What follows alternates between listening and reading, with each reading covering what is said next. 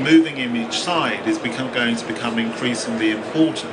Is that something you found with people who are contacting you or to commission? Has it made a big difference to the kind of work and the amount of work that you get?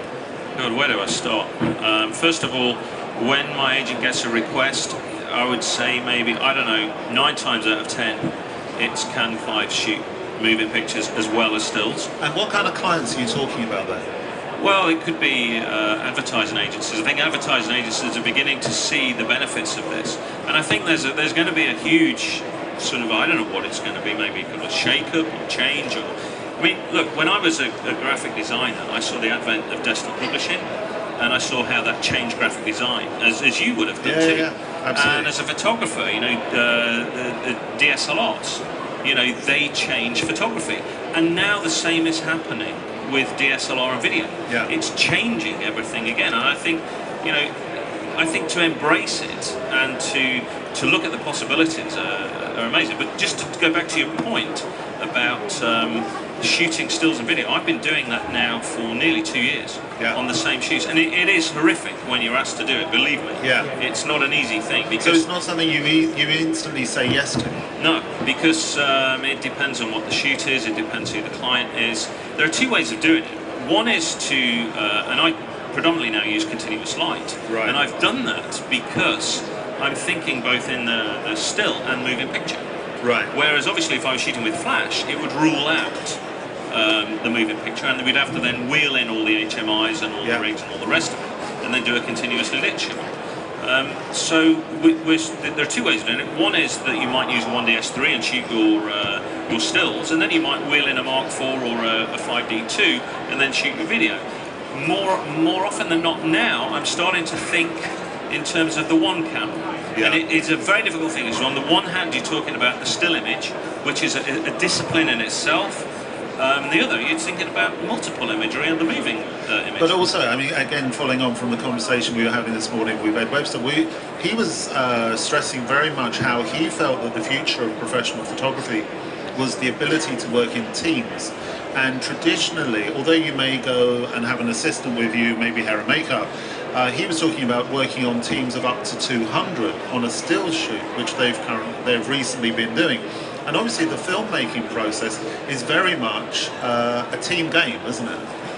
Yeah, I mean, I don't know about having that many people on a shoot. I mean, we shot a perfume commercial back in May, which was recently released about 2 weeks ago, and my crew was 5 to shoot that commercial, and I was working with film industry people. Right. And that excludes the director and producer and the hair and the editing as well, I presume. And the editing excludes all that, although we did have an on-site editor. Right.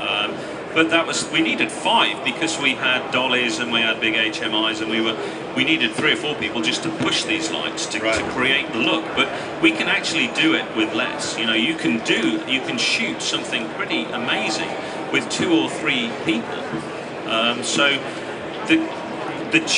I mean, I can't speak for the film industry, but I can only see how it's impacting upon me, because I'm now touching upon that very industry, and that industry wants to.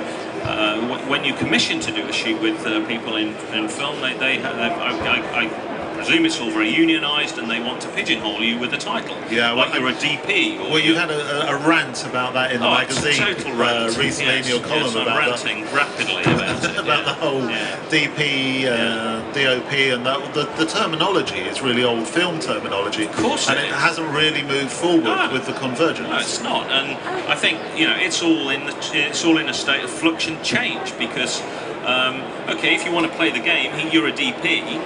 What happens with that is that you're going to be paid a DP rate. Yeah. Well, a DP rate might not fit your usual shooting rate for a still shoot. Yeah. So what Mark George, my agent, and I have come up with is that Clive is a photographer who also shoots moving pictures. Right. But if you want to play that game, then in some cases you're a co-director, you're a focus puller, you're camera operator, you're DP. Where does it end? Yeah, but you're bringing along, this is a big contentious issue, isn't it? You know, when people are now booking photographers, they're getting a filmmaker. Now, are they booking the photographer and filmmaker to save money? How do you then charge for that? And the big argument, of course, is you shouldn't be making the films and doing the photography unless you're getting to race. I mean, it's a bit of a mess, really, isn't it? Well, I think it is. I mean, in my case, I'm very fortunate. I've got an agent who deals with all of that stuff, and it is. But we are making headway with all of that, and you know, it's a fee. A fee's a fee, and it's an agreed fee at the beginning of the shoot, and you go into that with everyone with that expectation. But yeah, it's a battle. I mean, Mark's had some monumental battles, actually. Well, it helps to have a monumental agent, doesn't well, it? it does. You know, I mean, I frankly couldn't do that. Yeah. But what it enables me to do is focus on the passion and the love for what I do. And how do you think that working with so much of the moving image is impacting on your stills photography? Is there a kind of a mutual growing process going on there? Yeah, I think there's still, you know, I think we should all grow, and you always, you know, you're never satisfied with what you do. I mean, to a degree you are, but you always think, God, I could have done better, I could have done better. I think the way it's going, what I'm beginning to see is that, and people will cry out in complete horror about this, is that photographers are now starting to shoot with DSLR cameras and pull stills. Yeah, well, that's the big debate, isn't it? I mean, and you know, for me personally, that's I mean, in not wanting to plug the magazine again, but in this month's magazine, we've got I think 6 or 7 pictures, all pulled from a 5D2 2 years ago. Yeah, yeah. And they're all published. Now, obviously, you've got a resolution of 1920 1080. Yeah. But if Canon could produce a 4K camera, I think the industry would just jump for joy. I would jump for joy, because I could then create, and again, I hope I got this right, but I reckon you'd be looking at something like a 36 meg still. Right. From a one still frame. Yeah. If they could create a camera that shot 25 frames per second in RAW, that would be even more amazing. Well, I mean, it's a great idea. I mean, from my perspective, it's been hard enough with the magazine, and we're constantly promoting Convergence, as you know, and we have been since the beginning. But it's a very difficult message to get across.